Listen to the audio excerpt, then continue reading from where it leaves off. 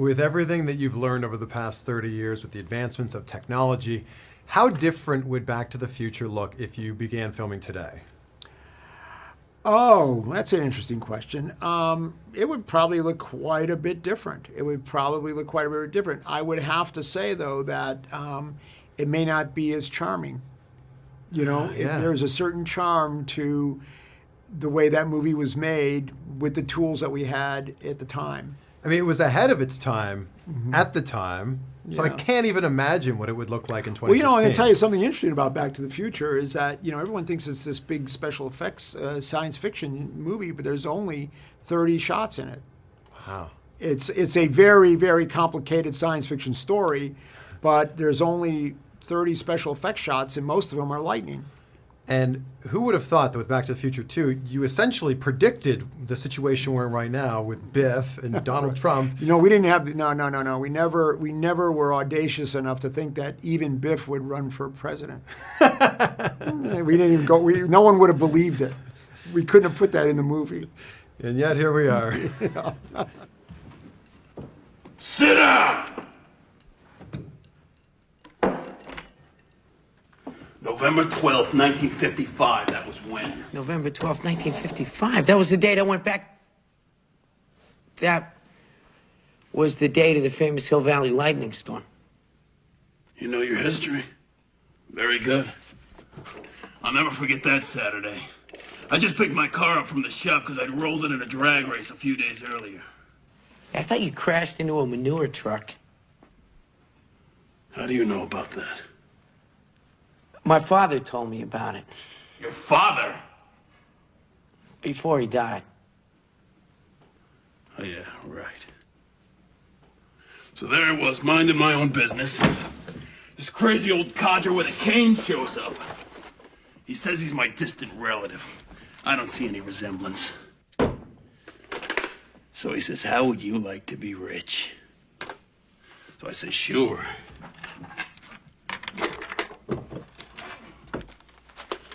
So he lays this book on me. He says, this book will tell me the outcome of every sporting event till the end of the century. All I have to do is bet on the winner, and I'll never lose. So I said, what's the catch? He says, no catch, just keep it a secret. After that, he disappeared. I never saw him again.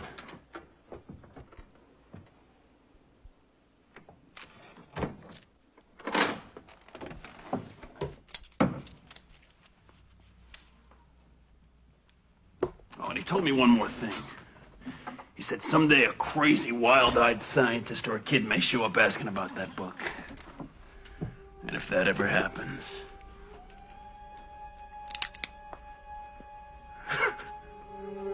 It's funny. I never thought it would be you.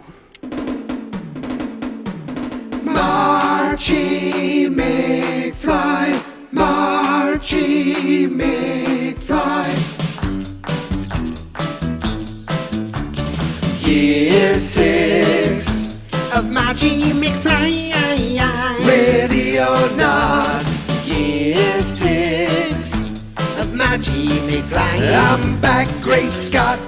It's year 6. 31 straight days for you. In year 6. It's Back to the Future Part 2. Every day. Gonna have a little talk of Marty and Doc.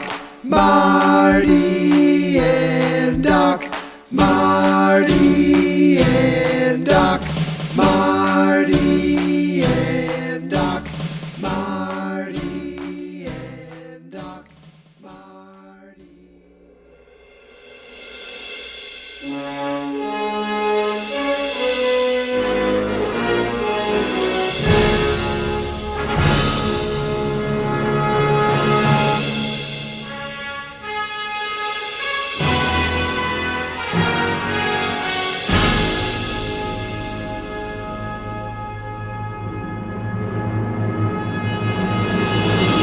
Day 18. It's day 18 and you ain't seen nothing yet. Because this is an audio podcast, what would you see? You fell for it. You fell right into my clever, clever trap.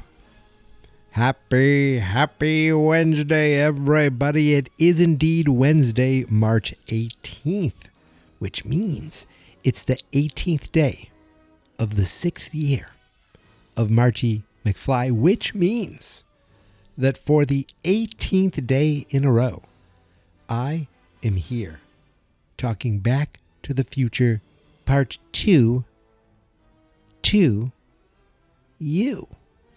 But sometimes watching a movie in 3-minute and 20-second segments and talking about it every day isn't enough.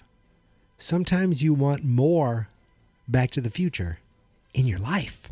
In the summer of 1985, the time-traveling blockbuster Back to the Future made Michael J. Fox an international superstar.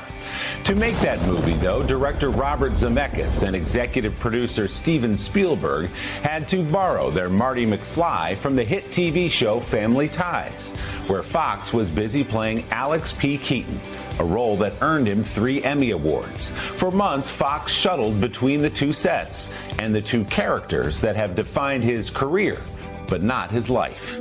Fox recounts the whirlwind of shooting Family Ties by day and Back to the Future at night in the new memoir, Future Boy, Back to the Future and My Journey Through the Space-Time Continuum. Yes, ladies and gentlemen, I read a book. I not only am watching Back to the Future 2 a little bit every day, but I need more Back to the Future in my life. And yes, for the last couple days, I was reading Future Boy, Back to the Future, and My Journey Through the Space-Time Continuum. And even though it's, it does not talk about the sequels at almost at all, it's still something that I had to read. And if I'm not going to read it during Marchy McFly, then what the hell am I doing here? This book just came out last year, and it was a really enjoyable read. It actually came out October 14th, 2025. So really for the 40th anniversary of Back to the Future, and October is a big Back to the Future month. March really isn't, but it's a great pun, so it kind of worked. It is, I actually ended up getting it for free through my library app through Libby. And I wrote a whole kind of review on it on my personal website. I'll put a link to that there. I have on my personal website, just like where I do these little WordPress projects, I have something where I list all the concerts I've been to through my entire life. I think I have every single one there. And I started doing books. I track my books through Goodreads. I track my books through spreadsheets. And now I track them through my own personal website, which is connected to my spreadsheet, so that I wanted to have it like connected to Goodreads so it would pull in the percentage I'm working on. I couldn't figure that out, but I figured out that I have a spreadsheet where I track what I read and it shows the percentage of the book, and I was able to make a public spreadsheet that I could then link to through my website to pull out like the percentage, so that whenever I update the spreadsheet, it updates the percentage and it updates on my website. Because guys, I'm a nerd. I don't know if you realize, like sitting down and sometimes just coding for fun on my own website is one of the most relaxing things to do, to try to figure out something and try to come up with a solution. It is very satisfying in a nerd sense. But you know what also is satisfying? This book was 150 pages. It was written by Michael J. Fox and Nell Fortenberry, who's been working with him for decades on the Michael J. Fox Foundation. But it's all written in Michael's, first person from him. And it is just, there's like a little bit of his upbringing, a little bit of kind of him getting into the business and getting to Family Ties, because that's really where his career started to take off. And then it really boomed with Back to the Future. And it's the stories we've heard in the past about working on Family Ties during the day and Back to the Future at night, and at first being told by the producers he can't do Back to the Future because they need him for the show, and then figuring out a schedule, and then having to come into a situation where you're replacing Eric Stoltz, like all that stuff. I knew some of it. I didn't know all of it. It was nice hearing it come from him in hearing his perspective on things. And it was just nice to, just kind of to see someone who does a movie that means a lot to you and that you love, and to see how much it actually means to them too. It's kind of gratifying. It's like, oh, I'm not, wasting my time here loving these movies. Even though I pick on Back to the Future 2 a lot, it's still my favorite trilogy of all time because of the first one. It balances it out right there. Like nothing can happen. It's like some people might say Indiana Jones is their favorite movie series of all time because of Raiders, and the other ones, they don't care. They don't care the difference in quality because they love Raiders. Same with Star Wars. People love Star Wars. Well, not every movie's great. You know what I mean? And with Back to the Future, look, it's my favorite trilogy. Step off, all right? So I read this. I started reading it on Sunday night, or actually Monday night. And I thought, well, I'll read it this week. My first thought was hopefully I can read it and have it done before the end of Marchy McFly. I didn't realize how short it was. I'm not saying it's like a novella, but it's not a, long verbose book. It is direct. It's the story of making Back to the Future and filming Family Ties at the same time. There's no mention of, him, like his health issues. It wasn't about that at all. It wasn't about even his family. Like he mentions, a thank you to them at the end, but it's really about 1985 in working on the movie. And there were some cool photos that I hadn't seen before. And just hearing, and he talked about even meeting with Eric Stoltz. I won't spoil that part, but put it this way. They met, they hung out, and anything that they talked about with Back to the Future stays between them. So he respected that. But it was just a cool thing to hear about. So I would definitely recommend this book. I'll put a link to my full review in the show notes. And mostly, is it really my full review, or it's mostly me talking about Marchy McFly and just that I read it. So it's not much of a review. I like to track my books. So the link will be on the website, and there's a link to the Goodreads, and you can go buy it, or if you can find it on Libby, you can do it there as well. So that's something I've been doing that is related to Back to the Future, but not necessarily Back to the Future 2. However, I like reading. And when I finished Future Boy, I thought, Michael, what else could you read that gets you in the mood for Back to the Future? And not just in the mood for Back to the Future, but specifically Back to the Future Part 2. And yes, ladies and gentlemen, now, starting today, I am reading the Back to the Future Part 2 novelization by Craig Shaw Gardner. I have never read this before. I read Back to the Future 3, the novelization, a few years ago for Marchy McFly 3. I should have done this for Marchy McFly 2. I didn't, but I'm doing it now. I am doing it now, and I am reading. I just started today. I'm a few chapters in. He's just about to smash Marty's brains in with the bat. Batter up, like that part. We're at that part. That's where I am. So far, it's following the movie. Like, it's not like it's going to go on much of a tangent.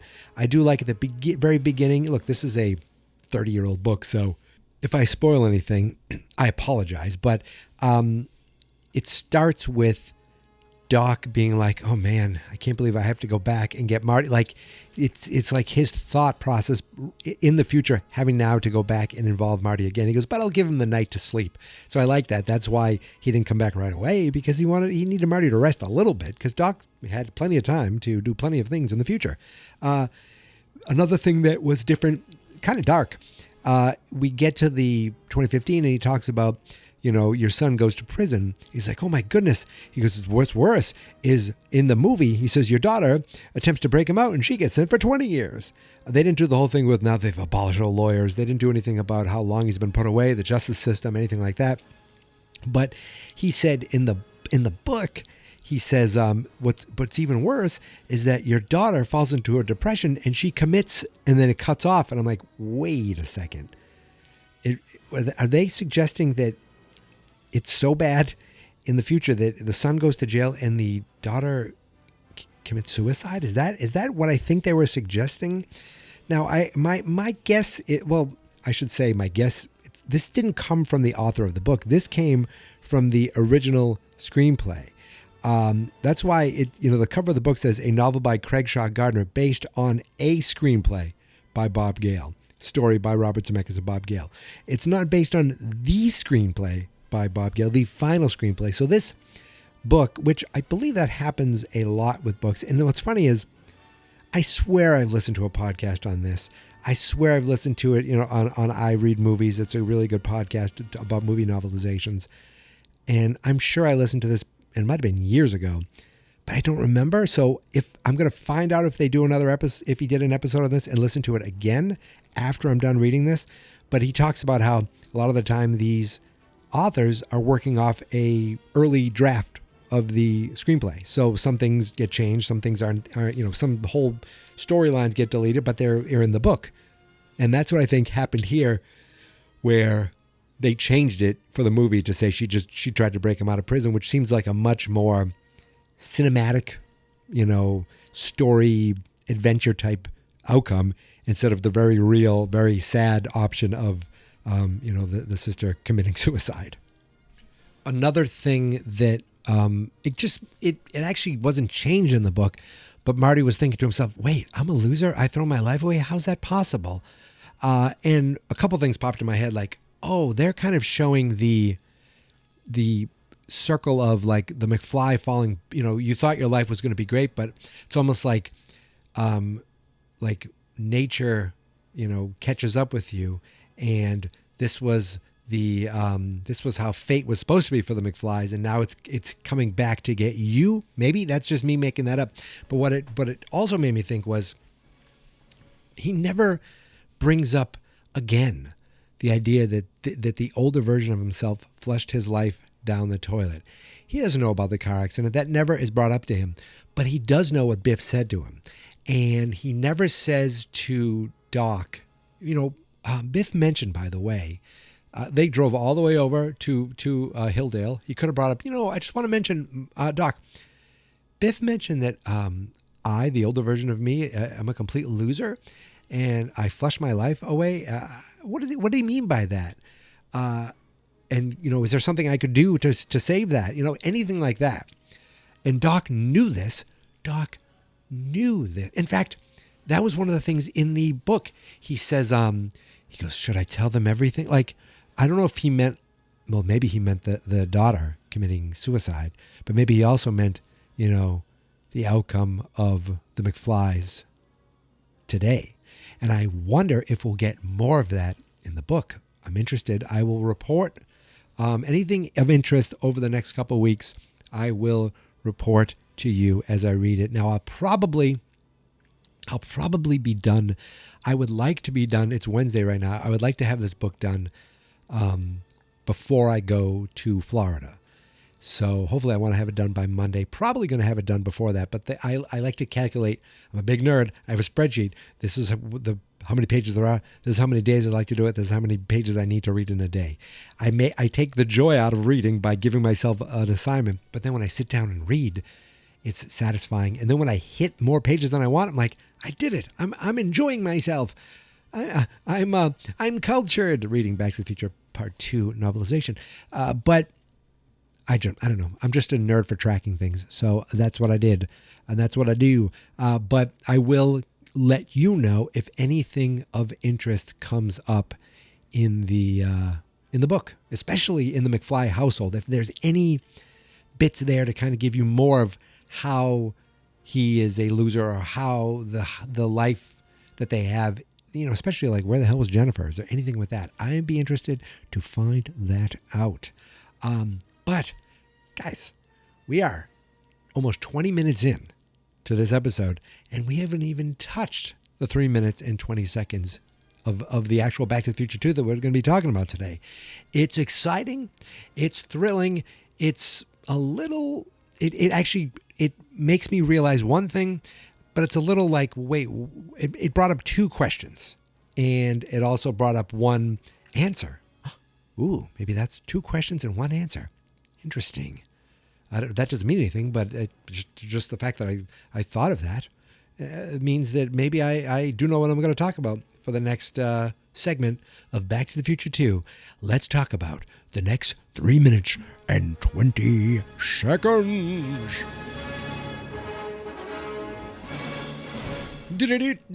So we pick up with, we're in Biff's real just gaudy office with a big painting of himself up on the wall that just reminds me of someone. I can't think of who it reminds me of. Who could it be?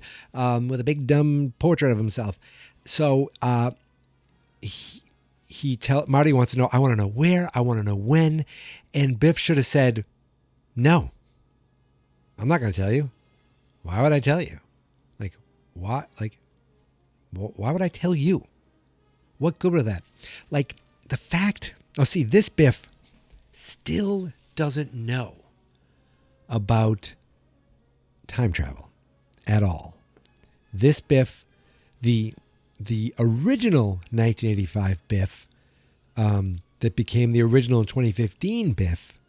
Well, I say the original 1985 Biff, but no, it's the original 1985 Biff was a prick. The car detailing 1985 Biff, he figured something. Maybe he didn't figure out time travel, but he figured something with the DeLorean. The second, this Biff has no idea of that. The old Biff, figured it out. It took him 30 years to figure it out, but he figured it out. This Biff is completely oblivious, but he's the one getting to reap all the benefits. But why did you tell Marty? This doesn't make any sense to me. He says, November 12th, 1955. Okay, Marty should be like, all right, thanks, bye, and just leave.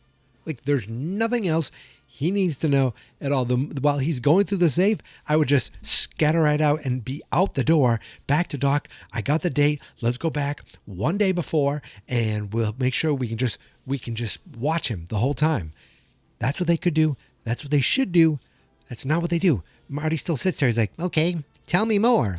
You don't need to know anymore, Marty. It's time to go. But instead, Marty sits there and watches Biff open up his safe. He says, November 12th, that's the day that's the day of the big lightning storm. He goes, you know your history. Very good. He actually gives him a compliment there. He's like, anyway, I remember because I had to pick up my car from the shop because I rolled it. Now, wasn't it it's a convertible. So if he rolled it, he would have killed them all. But Marty's like, I thought you hit a manure truck. He's like, where'd you hear that? From my father. Your father? He's like, yeah, well, before he died. He goes, oh, yeah, sure. And then he says, anyway, some old guy comes out of nowhere, gives him the almanac, blah, blah, blah. And he goes, he said he's a distant relative. I don't see the resemblance. That's a funny little line. And he says, basically, I just have to bet on anything. And I know the outcome and I'll be rich. That's all I have to do. So really at this point, Biff has 15 more years to bet as much as he wants. And then he could just say, I'm retiring from gambling. Because at that point, he'd just be gambling like the rest of us rubes. But old Biff tells young Biff, no catch, just keep it a secret. And he said after that, I'd never seen him again. He just disappeared. But he did tell me one thing. And this is the interesting thing. So my question, my first question is, why did he tell Marty? That's my first question. Doesn't make any sense. I guess I have 3 questions. My second question is, once he heard November 12th, why didn't Marty just run out of there? But okay. My third question is, why did the original Biff choose November 12th, 1955? It doesn't, now my only thinking is, it's the first date he could think of. I got to go back to a time when I can remember, it's a big day in my life, the lightning storm. He doesn't think I can go back and, maybe, oh, and by the way, Biff, don't let George punch you. it's another thing. He goes back in time. He goes, here's the almanac. And let me tell you one thing. Stay away from that Baines girl because it's going to cause you trouble. And don't mess with George McFly. Don't even bother going near George McFly. If he did that, then, well, I guess he wouldn't have got punched. It turns out he's fine anyway because of the almanac. But he also probably, at least George wouldn't have become an author. He would have just been still like a nerd. Like young Biff really could have screwed things up even more because old Biff wasn't expecting young Biff to murder George. He just wanted him to be rich. I don't think he was expecting that at all because old Biff came from the 30 years or the 60 years now where he respected George and he liked George. So maybe that's why he didn't say anything. Maybe he forgot. And maybe he thought, you know what, I was a bit of a jerk. George punched me. That wasn't that, I don't. So that's why he didn't say it. He could have said it. He didn't because he's not a monster. That Biff is not a monster anymore. He almost was with Lorraine, but after he got the shit kicked out of him, he basically became, at least not a monster until he saw the time machine. And then he went back and created an even worse monster with this guy right here. But he did see, okay, he didn't warn him about George, but he did warn him. He said, listen, there's one other thing I need to tell you. Someday a crazy wild-eyed scientist or a kid will show up asking about that book. And if not the books I'm reading, see, it's a big book day. And if that ever happens, and then he pulls out a gun. So, okay, maybe everything I just said about Biff not being a complete monster is wrong, but did he say kill them? Did he say maybe? Then again, maybe he's just dumb. To be honest, the screenwriters just never thought of that part. They want everything in the original movie to happen the way it happened, and it did. They didn't want to interfere with the original movie. They wanted a lot. So I know I'm poking holes and trying to find spots to talk about things. But the honest thing is, it's just they didn't want that to happen. They just ignored that part. But my answer, I said I had 3 questions. Number 1, why did he choose that date? And before I say that, number 1, why did he tell Marty at all? Number 2, why did Marty leave right away? Number 3, why did he choose that date? Why did he choose that date? And then he had to wait 3 years. 1955, he delivers this book. Biff doesn't make a bet until 1958. It's not like older Biff is like, it allows me time to get back to this, and fix the space-time continuum. Nothing like that. Nothing like that is in Biff's head. So why would young Biff say, here it is, and see in 3 years? Could it be? No, I was going to say he knows where he was then. Because he's like, well, I remember I was in high school. I remember I was at the dance that day. I remember I was, trying to ask Lorraine out. I remember that. But he has other memories. So he can remember 3 years from then, right before. He could fly down and go, hey, how you doing? Let's go to the track right now and I'll prove it. They go to the track, they win, and then he flies back. And you don't have to wait 3 years. So, again, that didn't. Now, what could have happened is he started making illegal bets. He got a fake ID. They could have done something with that to eliminate the weird 3-year stretch that is not needed. I love poking holes in things that don't deserve it. Like this isn't some.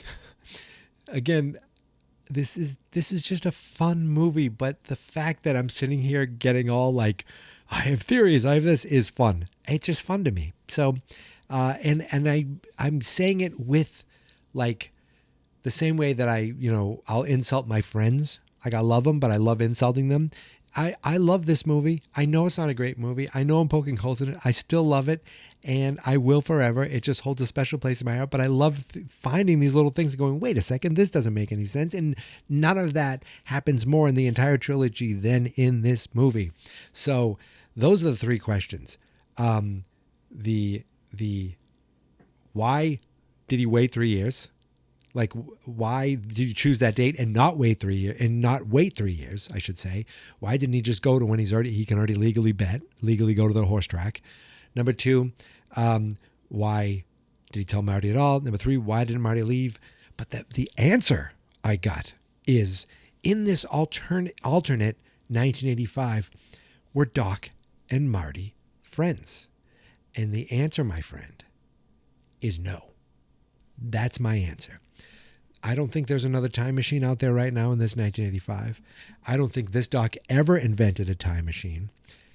If they were friends and Biff was Marty's stepdad all this time, if the old Biff says to you, if a wild-eyed scientist or a kid ever come and ask about this, or may come ask about it, be on the lookout for that. And I was like, wait a second, my stepson is a kid and his best friend is a wild-eyed scientist. So the fact that he said funny, I never thought it would be you, means to me that I would never connect you with an old man, an old, crazy scientist who's committed. So that answer right there is the sad reality that in this 1985, Marty and Doc, they aren't friends. They probably don't even know each other. Marty just like, oh, that's the crazy scientist who got committed. And that is just, he's not over there taking care of Einstein. Einstein's bed's there, so maybe we don't know where Einstein is now. Hopefully Einstein is with a good family. It'd be interesting. It would have been interesting if Einstein was at the casino because Biff adopted him. He's a big jerk, but he loves dogs. That would have been a little bit interesting. But that was the saddest part right there. I've seen Biff say that dozens and dozens and dozens of times, and this is the first time I thought, wait a second, why wouldn't he suspect that it's Marty if someone said a wild-eyed scientist or a kid? Because that wild-eyed scientist and that kid are not connected. This truly is the darkest timeline. And when Biff takes that gun out, you think maybe he's going to scare Marty? No, he shoots to kill. And Marty almost goes to kill too. Now, thankfully, this Biff hasn't learned any better. He's not Griff. He's still dumb Biff. And when Marty goes, Biff, over there, Biff looks, and then he throws this matchbook holder that basically looks like a Frisbee with blades on it. Like we're talking right out of Krull or something like that. I mean, he whips this thing. He just misses murdering Biff right there. If he did that, he kills Biff right there. Okay. Biff's like, it goes right into his head and Biff's like, it goes into his head, but Biff's still like, wait, what? Like he kind of doesn't quite realize yet. And he starts firing aimlessly, like to nothing. And then he's like, what? Like the blood starts dripping down his head. He's like, is there something in my head? And then just slumps over in his chair. Okay. So Marty just murdered Biff. How can you still have to go back. You got to replay. You can't have your mom like this. You can't have your dad did. I thought maybe Marty could be like, how can I make this right if we don't go back? Let's see. I could take over the Biffco empire. And then Marty becomes this maniacal, I don't know. He didn't kill him. Biff ducked. And thankfully, he can't shoot either because Marty, now remember, Marty's a 17-year-old child, and Biff just starts firing aimlessly at him. Marty does this great jump over this big dumb sofa. Biff keeps shooting and shooting. He calls his guys upstairs. Biff keeps shooting. Biff has some weird paintings on the wall. So keeps shooting, and Marty gets out. Right at that point, the three cronies see Marty. They chase him. And I always like this, where there's two sets of, this building's so big that it has two sets of stairs. One going, I guess, one east side and one going the west side of the building. Like I was going to say one stair is going up, one stair is going down, but something, all stairs go up and down. So he goes down a flight of stairs, jumps over to the other flight of stairs and waits. The three idiots keep running down. They don't know that he's flipped over. Then he goes back onto the original flight of stairs and goes up to the roof. That must have been the plan. This must have been the plan. Why else would he go to the roof? He must have said, "Come meet me here, Doc." There's no other reason. And he would have got away scot-free, except he was just 1 second too slow as Biff opens the door and looks up And at the last second, he sees the roof access door close just ever so slightly. Marty goes right to the edge and looks over and sees nothing. Now, again, there's no reason why Marty would go to the roof if this wasn't part of the plan the entire time. The only thing that's not part of the plan is Biff knowing he went to the roof. And as this clip comes to an end, Marty looks over the building's edge, sees nothing, but we know that Biff knows he's up there, or at least he saw the door close, so he's going to go investigate because he suspects he might be up there. If he's not up there, he's got the 3 guys chasing him down. If he is up there, well, now he thinks he has him cornered. And that's where this 3 minutes and 20 seconds ends. I think this one was a really interesting one, a really fun one to talk about. I talked about this one with my buddy Jay a few years ago for the original Marchy McFly 2, and we talked about how there should have been a big giant pile of cocaine. I think we sang that he's a big cokehead. This is where the Biff cokehead storyline for us came from that scene right there. I think at this point, the next 3 minutes and 20 seconds, tomorrow will be the last day that we see this version of Biff ever. I believe that is to be the case. But that's tomorrow. That is tomorrow. We are done for today, though, my friends. But I will be back tomorrow. I hope you will be too. And I will fill you in if I read anything interesting new in the Back to the Future Part 2 novelization. But until then, you can follow me on all the socials at Geek Mentality, except TikTok, which is Geek Mentality Mike. The Facebook page is Fans Not Experts. The YouTube channel is Fans Not Experts. That's because the website is fansnotexperts.com. That's it. I'm done. I will see you tomorrow, my friends. But until then, thank you for listening. Thank you for subscribing. And here is my theme song. This is my podcast, I made it. Geek Mentality's what I named it. And I think you should listen and subscribe. 'Cause I'm kinda funny and awesome. I think that I'm worth your time. And I'm kinda handsome, my mom says. Please listen and please subscribe. At least listen to this episode. Fans Not Experts.